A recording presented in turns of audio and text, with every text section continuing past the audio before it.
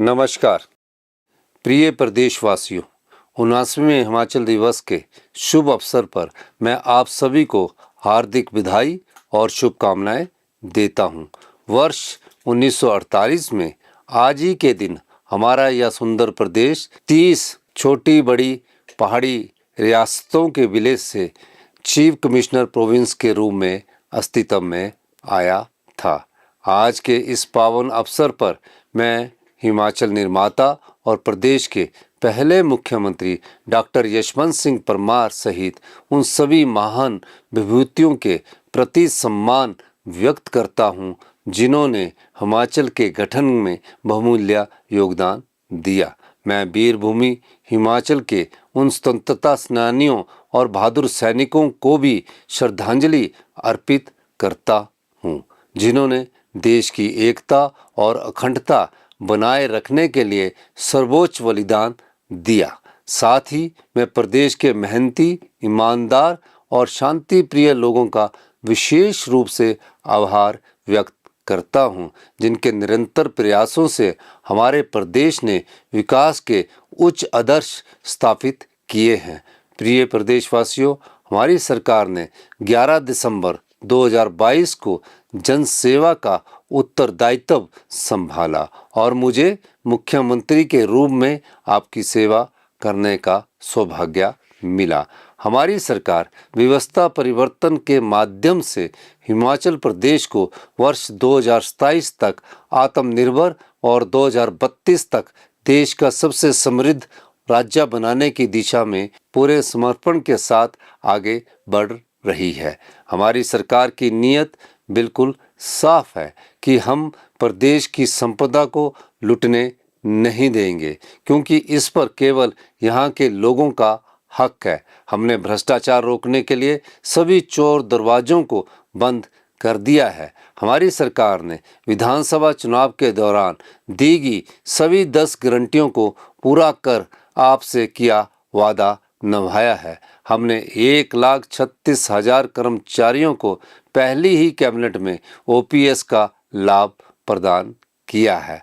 आर्थिक, राजनीतिक और प्रदेश के इतिहास की सबसे बड़ी प्राकृतिक आपदाओं की गंभीर चुनौतियों का सफलतापूर्वक सामना करते हुए हमारी सरकार ने प्रदेश के विकास और जन कल्याण को नई दिशा देने का कार्य किया है। हमारे सामने एक बड़ा वित्तीय संकट खड़ा हुआ है, जिसका कारण पिछली सरकार से विरासत में मिला 76,633 करोड़ रुपए का कर्ज और कर्मचारियों की देनदारियों के रूप में लगभग 10,000 करोड़ रुपए का वित्तीय बोझ है। इस आर्थिक बोझ के बीच प्रदेश के लोगों के सामने आरडीजी बंद होना एक और चुनौती बनकर खड़ी हो गई है। 16वें वित्त आयोग ने 1952 से मिल रही राजस्व घाटा अनुदान को समाप्त कर दिया है, जो 2026 से 2031 तक मिलनी थी।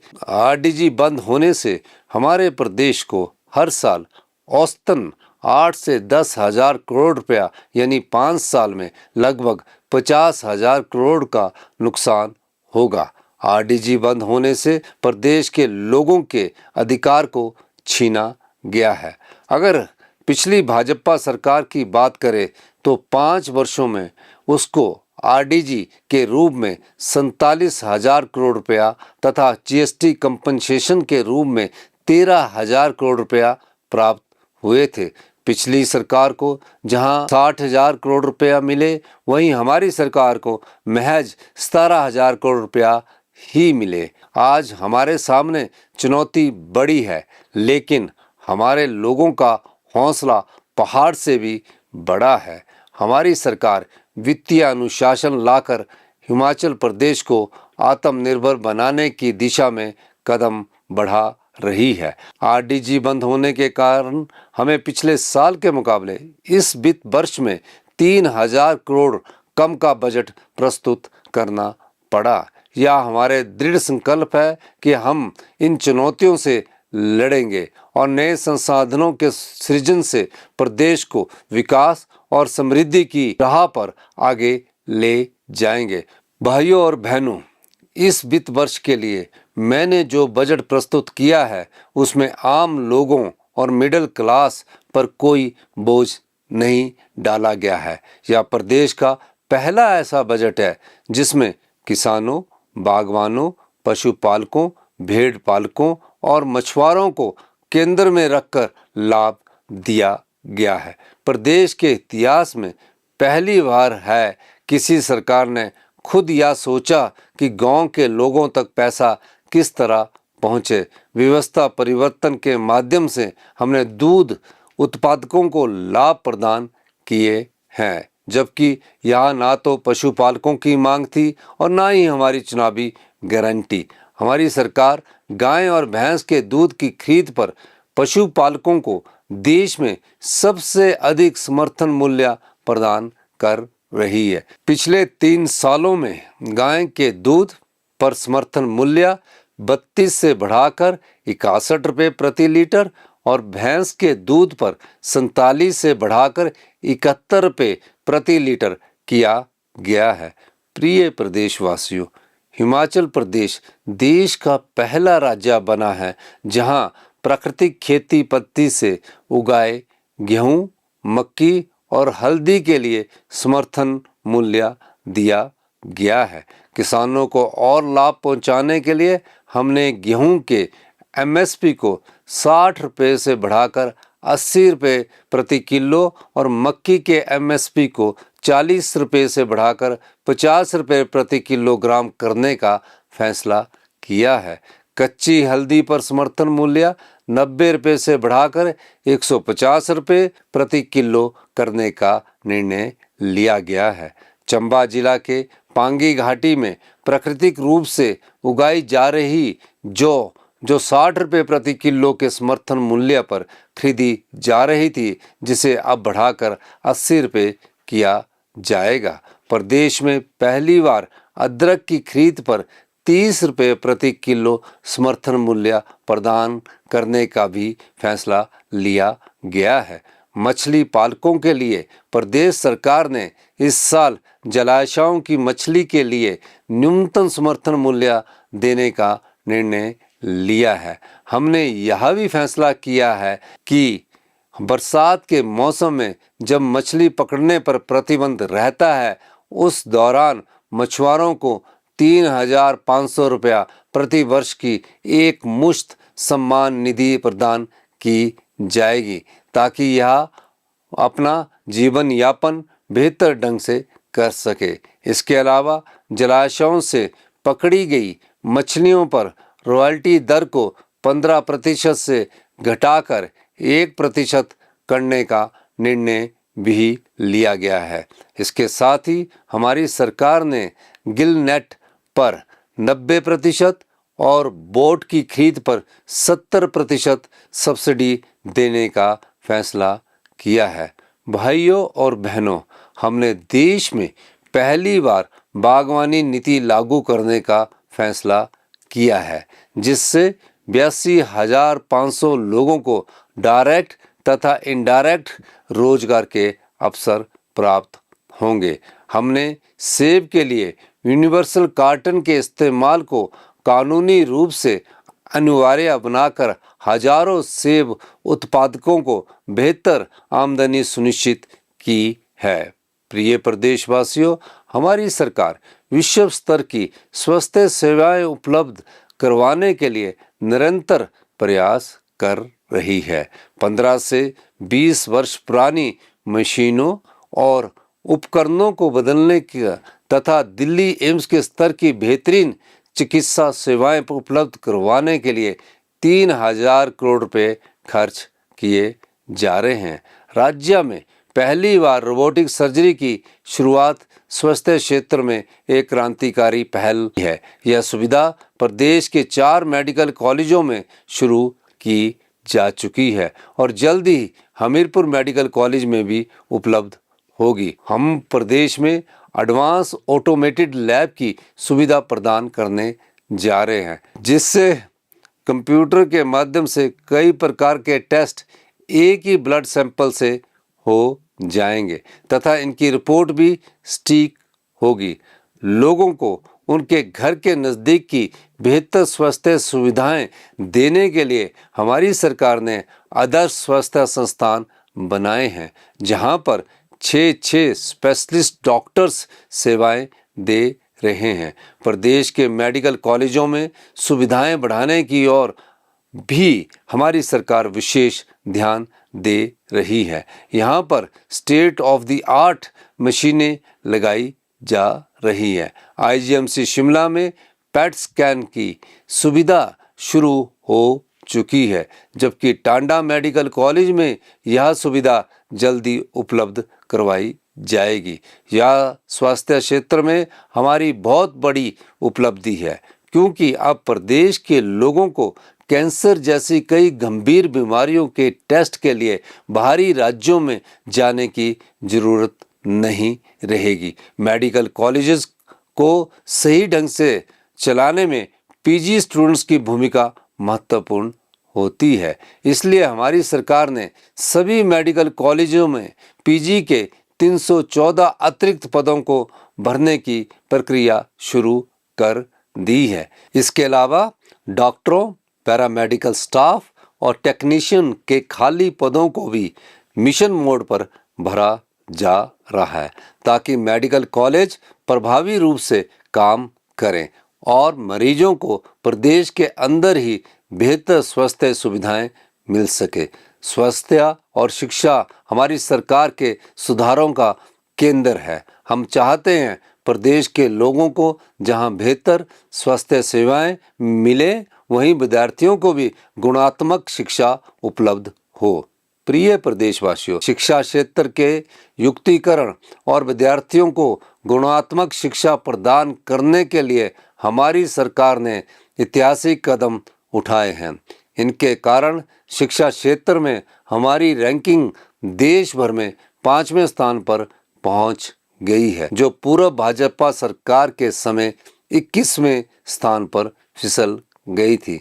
हमारे लिए गौरव की बात है कि हिमाचल प्रदेश पूर्ण साक्षर राज्य बन गया है। अपनी चुनावी गारंटियों को पूरा करते हुए हमने सभी सरकारी स्कूलों में पहली कक्षा से इंग्लिश मीडियम शुरू किया है, ताकि सरकारी स्कूलों में पढ़ने वाले बच्चों में आत्मविश्वास की कमी ना रहे और वे भविष्य की चुनौतियों के लिए तैयार हो सके।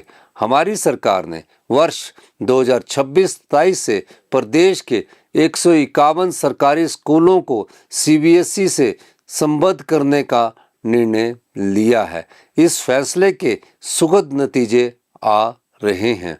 पहले जहां सरकारी स्कूलों में छात्रों की संख्या कम हो रही थी, वहीं अब सीबीएसई स्कूलों में विद्यार्थियों की संख्या में बढ़ोतरी हुई है। हमने यह भी फैसला किया है कि सभी सीबीएसई स्कूलों में मेडिकल, नॉन मेडिकल और कॉमर्स विषय पढ़ाए जाएंगे। मैंने विभाग को इस बारे में सभी तैयारियां करने के निर्देश दिए हैं। हमने फैसला किया है कि एक स्कूल में सभी बच्चों से एक समान फीस ली जाएगी, ताकि विद्यार्थियों के साथ किसी प्रकार का भेदभाव ना हो सके। प्रदेश सरकार ने प्रत्येक विधानसभा क्षेत्र में अत्याधुनिक सुविधाओं वाले राजीव गांधी राजकीय आदर्श डे बोर्डिंग विद्यालय स्थापित करने की पहल भी की है। भाइयों और बहनों, डॉक्टर वाईएस परमार विद्यार्थी ऋण योजना शुरू कर युवाओं को उच्च और वोकेशनल शिक्षा के लिए 1% ब्याज पर 20 लाख रुपए तक की ऋण सुविधा प्रदान की जा रही है, जिसकी गारंटी प्रदेश सरकार द्वारा दी जा रही है। हमने इस योजना का लाभ लेने के लिए एक परिवार की आय को 4 लाख से बढ़ाकर 12 लाख रुपया कर दिया है। यानी जिस परिवार की आय 12 लाख तक है, उस परिवार का बच्चा भी 1% के ब्याज पर 20 लाख रुपए तक का लोन अपनी पढ़ाई के लिए ले सकता है। विधवा बहनों और एकल नारियों के बच्चे संसाधनों के अभाव में शिक्षा से वंचित न रहें, इसके लिए हमने इंदिरा गांधी सुख शिक्षा योजना शुरू की है। अब इस योजना को विस्तार देते हुए पात्र लाभार्थियों के बच्चे जो प्रदेश के बाहर सरकारी, वोकेशनल और प्रोफेशनल संस्थानों में प्रवेश पाएंगे, उनकी हॉस्टल फीस से लेकर पढ़ाई का खर्चा राज्य सरकार वहन करेगी। मुख्यमंत्री सुख आश्रय योजना के अंतर्गत 6000 अनाथ बच्चों को चिल्ड्रन ऑफ द स्टेट का दर्जा प्रदान कर प्रदेश सरकार इनकी शिक्षा, स्टार्टअप आरंभ करने, घर बनाने के लिए भूमि एवं धनराशि सहित अन्य सुविधा प्रदान करने की जिम्मेदारी उठा रही है। कांगड़ा जिला के लुथान में लगभग 93 करोड़ रुपए की लागत से मुख्यमंत्री आदर्श ग्राम सुख आश्रय परिसर का निर्माण किया जा रहा है, जिसमें 400 आश्रितों के लिए आधुनिक सुविधाओं से युक्त आवास सुविधा उपलब्ध होगी। इसके अलावा सोलन जिले के कंडाघाट में दिव्यांग जनों के लिए उत्कृष्टता केंद्र का निर्माण किया जा रहा है, जहां 27 वर्ष तक की आयु के 300 दिव्यांग बच्चों और वयस्कों को आवास, उच्च शिक्षा के अवसर और कौशल विकास जैसी सुविधाएं उपलब्ध होगी। प्रिय प्रदेशवासियों, हिमाचल प्रदेश के प्राकृतिक सौंदर्य और यहाँ के पर्यावरण को बचाना हमारी सरकार की प्राथमिकता है। इस दिशा में एक और कदम बढ़ाते हुए हमने पर्यावरण संरक्षण को रोजगार के साथ जोड़ा है। राजीव गांधी वन संवर्धन योजना के अंतर्गत इस साल महिला मंडलों, युवक मंडलों और अन्य स्वयं सहायता समूह को प्रति हेक्टेयर 1,20,000 रुपये की आर्थिक सहायता प्रदान की जाएगी। हम मिशन 32% योजना भी शुरू करने जा रहे हैं, जिसके अंतर्गत प्रदेश के हरित आवरण को 29.5% से बढ़ाकर वर्ष 2030 तक 32% तक किया जाएगा। हमारी सरकार ने अगले 2 वर्षों में 500 मेगावाट सौर ऊर्जा परियोजनाएं स्थापित करने का लक्ष्य रखा है। हमने करुणामूलक रोजगार नीति में संशोधन कर प्रति परिवार आय की पात्रता को 2,50,000 से बढ़ाकर 3 लाख रुपए किया है, ताकि और अधिक पात्र युवाओं को लाभान्वित किया जा सके। प्रिय प्रदेशवासियों, हमारी सरकार समाज के हरेक वर्ग को आर्थिक सुरक्षा, सहयोग और सम्मान देने के लिए प्रतिबद्ध है। पिछले 3 वर्षों में हमारी सरकार ने सामाजिक सुरक्षा पेंशन योजना के तहत 99,799 नए मामले मंजूर किए हैं। हमारे दिव्यांग भाई और बहनें भी आत्मसम्मान के साथ बेहतर ढंग से जीवन यापन कर सके, इसे ध्यान में रखते हुए हमारी सरकार ने उन्हें मिलने वाली सामाजिक सुरक्षा पेंशन को 1,700 रुपये से बढ़ाकर 3,000 रुपये प्रति माह करने का फैसला लिया है। भाइयों और बहनों, हर महीने 125 यूनिट तक घरेलू बिजली उपभोक्ताओं के लिए शून्य बिल योजना जारी रहेगी, जबकि 126 से 300 यूनिट तक ₹1.72 प्रति यूनिट की सब्सिडी लागू होगी। हमने पुरानी बीपीएल सूची को बदले बिना 1 लाख अति गरीब परिवारों को आर्थिक सहायता देने के लिए अपना परिवार सुखी परिवार योजना शुरू की है। इस योजना के तहत इन परिवारों को 300 यूनिट तक मुफ्त बिजली देने का निर्णय लिया गया है। साथ ही इन परिवारों की महिलाओं को इंदिरा गांधी प्यारी बहना सुख सम्मान निधि योजना के अंतर्गत 1500 प्रति माह की सम्मान राशि भी दी जाएगी। हमारी सरकार इस बात के लिए प्रतिबद्ध है कि अति गरीब और पिछड़े परिवारों तक सरकार की योजनाओं का लाभ पहुंचे। बीपीएल परिवारों का सर्वेक्षण करने का कार्य जारी है और अब तक प्रदेश में 1,10,367 परिवारों को बीपीएल परिवार अधिसूचित किया जा चुका है। प्रदेश सरकार ने 59 वर्ष से अधिक आयु की 2,82,000 महिलाओं की सामाजिक सुरक्षा पेंशन भी अप्रैल 2024 से 1,100 रुपये से बढ़ाकर 1,500 रुपये की है। प्रिय प्रदेशवासियों, केंद्र सरकार ने मनरेगा योजना को बंद कर इस योजना की मूल भावना के साथ खिलवाड़ किया है। पहले यह योजना डिमांड ड्रिवन थी, जिसका अर्थ यह था कि पंचायत प्रधान जितना भी काम करना चाहते हैं उन्हें उसका पूरा पैसा इस योजना के तहत मिलता था। लेकिन अब यह योजना एलोकेशन बेस्ड हो गई है, यानी हर प्रदेश के लिए केंद्र सरकार एक निश्चित बजट तय कर देगी और अगर कोई प्रदेश उस बजट से अधिक पैसा खर्च करना चाहता है तो 100% भार उस प्रदेश को उठाना पड़ेगा। हिमाचल जैसे छोटे से राज्य के लिए मनरेगा का बंद होना एक बहुत बड़ा झटका है और इससे पंचायतों में विकास कार्यों पर प्रभाव पड़ेगा। भाइयों और बहनों, प्रदेश में पर्यटन की अपार संभावनाओं को देखते हुए प्राकृतिक, धार्मिक और साहसिक, आध्यात्मिक और स्वास्थ्य पर्यटन को बड़े स्तर पर बढ़ावा दिया जा रहा है। पर्यटन व्यवसाय के साथ लाखों लोग प्रत्यक्ष और अप्रत्यक्ष रूप से जुड़कर अपनी रोजी रोटी कमाते हैं। पर्यटन बढ़ेगा तो इन सब लोगों में आर्थिक समृद्धि आएगी। इसलिए कांगड़ा जिला को हिमाचल की पर्यटन राजधानी के रूप में विकसित किया जा रहा है। कांगड़ा हवाई अड्डे के लिए विस्तार के लिए भूमि अधिग्रहण का कार्य शुरू हो चुका है। कांगड़ा जिला में देहरा उपमंडल के बनखंडी में एक बड़ा जूलॉजिकल पार्क निर्मित किया जा रहा है। प्रदेश के प्रमुख धार्मिक स्थलों ज्वालामुखी और नैना देवी में धार्मिक पर्यटन को बढ़ाने और नए स्ट्रक्चर के निर्माण के लिए 150 करोड़ रुपए मंजूर किए गए हैं। प्रिय प्रदेशवासियों, जनजातीय क्षेत्रों के विकास को राज्य सरकार विशेष प्राथमिकता दे रही है।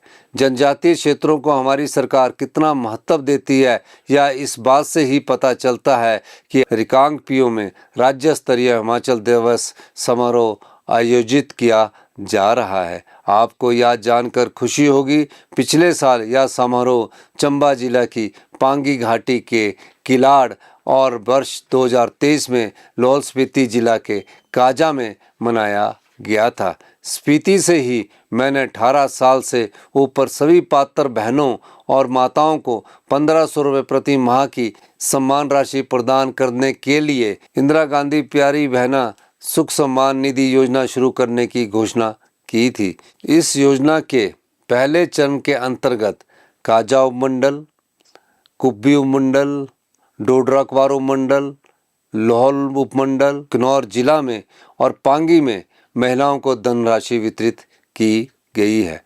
हमारी सरकार ने जनजातीय क्षेत्रों में 100 किलोवाट से 1 मेगावाट परियोजनाओं के लिए 5% ब्याज अनुदान का प्रावधान भी किया है।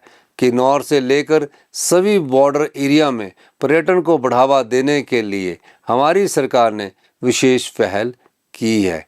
इस प्रयास के बेहतर परिणाम सामने आ रहे हैं और बॉर्डर एरिया में पर्यटकों की संख्या बढ़ी है। प्रदेश सरकार किन्नौर जिला के रक्षम और नाको, चांगो, ख्वाब को पर्यटन की दृष्टि से विकसित कर रही है, जिससे किन्नौर जिला की आर्थिक व्यवस्था में और सुधार आएगा।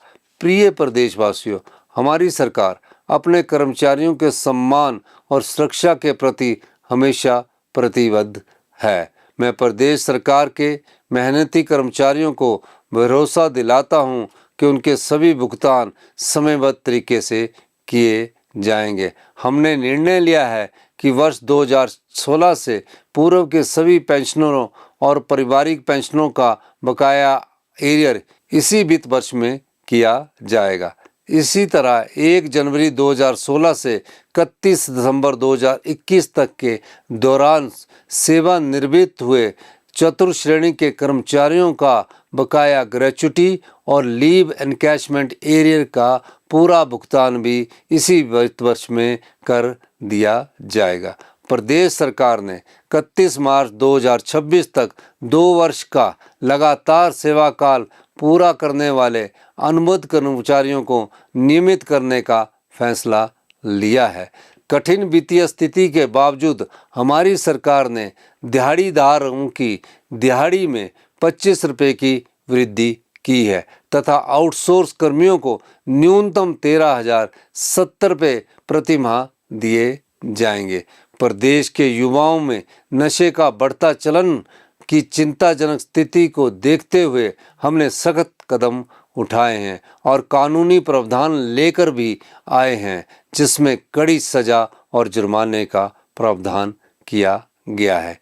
इस सामाजिक बुराई से निपटने के लिए प्रदेश में चिट्टा मुक्त हिमाचल अभियान शुरू किया गया है, जिसमें युवाओं सहित समस्त प्रदेशवासियों का भरपूर सहयोग मिल रहा है।